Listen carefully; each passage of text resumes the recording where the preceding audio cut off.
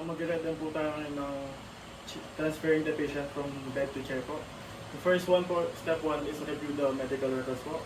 Bakit po natin ginagawa to? Para po malaman po natin kung kailan po na-admit yung patient at kung may sakit po ba siya na limitado po siya na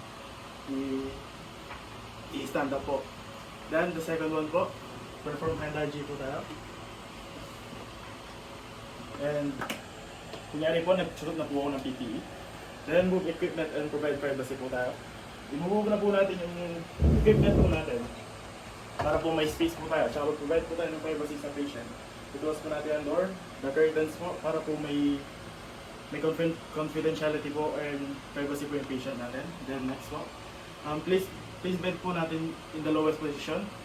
Kunyari po, pina-place bed na natin sa lowest position na. So tingin nyo po, place bed po natin, ma-lower po ba natin yung bed natin na. Then the next one is lock bed in the lowest position. I-lock po natin yung bed natin para po hindi na gumalaw at hindi po ma-injure yung patient. Then i-encourage po natin na mag-stand up yung patient natin.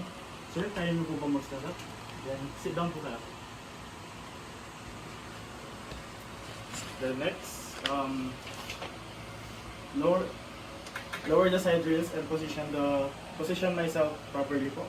I-lower ko po yung side rails, tapos bakit po natin i-lower yung side rails? Para po para po madaling ma-access po ng patient natin para tumayo. Then ipo-position ko po yung sarili ko po na nakatingin po sa patient para ma-position ko po na properly. Then assist patient to sit on the side of the bed. Sit down po tayo sa side of the bed, sir. Then next one is assess for dizziness and balance problems. Para po malaman natin kung may limitations po ba siya. Sir, may dizziness po ba or any balance problem po? Okay po. The next one is stand facing the patient po. Para po hindi tayo ma-injure yung sarili natin. Then next po, move patient to the edge of the bed. Ngayon po, i-move natin yung patient sa edge of the bed po.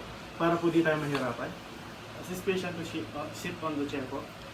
Ngayon po, i-assist po natin yung patient natin na tumayo at sit down on the chair po. Para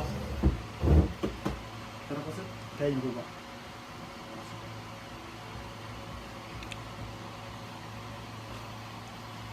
The next one po sir is assess alignment and comfort po. Bakit po natin ina-assess yung alignment and comfort po? Para po magkita po natin kung comfortable pa ba yung patient po natin and naka-align po siya para di po siya ma-injured. Then next one po is clean equipment and perform hand hygiene po. Hindi na po natin mag-clean na equipment kasi wala tayong equipment. And we will perform hand hygiene po. Yun lang po, thank you. Ngayon ako po, magandang po tayo for assisting the patient, transferring the patient from chair to bed po. Now, we will review the medical records and NCP po niya. Para po malaman po natin kung may complication, kailan po siya na-admit. Then perform hand hygiene po tayo.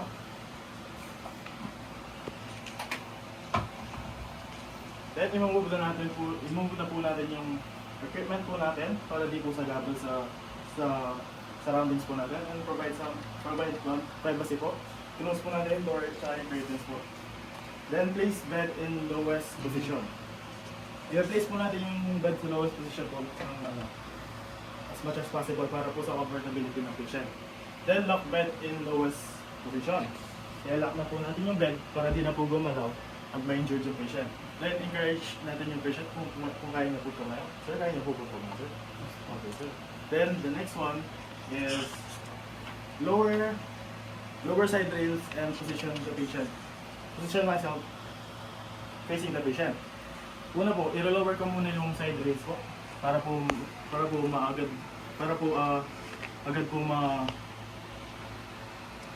madaling i-position yung patient sa bed. Then, i-face ko na po yung patient natin. Then, stand facing the patient. Kaya po na sinabi ko niya para comfortable po kami yung dalawa. Then, next one po is assist patient to sit on the bed. Let's go, sir.